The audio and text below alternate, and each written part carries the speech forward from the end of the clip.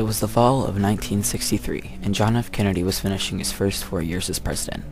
He and the rest of his political advisors were getting ready for the next election in 1964.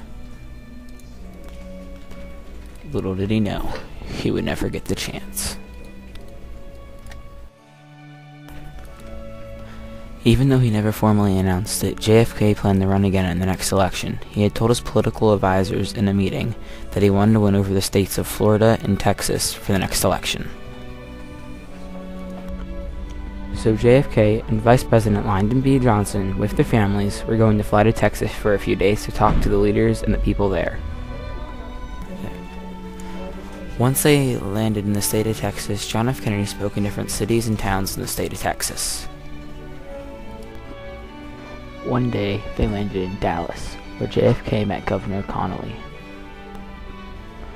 That day, JFK was going to speak at Dealey Plaza, but he would never get there. The police let a motorcade into the town to protect the president, with JFK and Governor Connally in one car, the vice president in another. They were in downtown Dallas, close to their destination, when 3 shots rang out. 2 hit the president in the head and in the neck.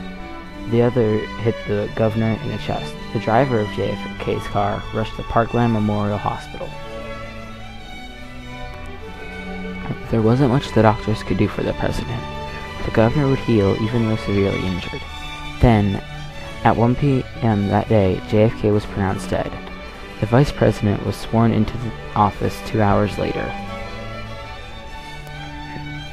The police later caught Lee Harvey Oswald, the man who may have killed John F. Kennedy. Lee worked at the local book depository where he may have shot JFK. On November 24th, 2 days after JFK was shot, his assassin, Lee Harvey Oswald, was being sent to the county jail on live TV when people across America saw a man shoot Lee Harvey Oswald in the head. The man was later identified as Jack Ruby, a local nightclub owner. Jack Ruby was then caught and taken into custody.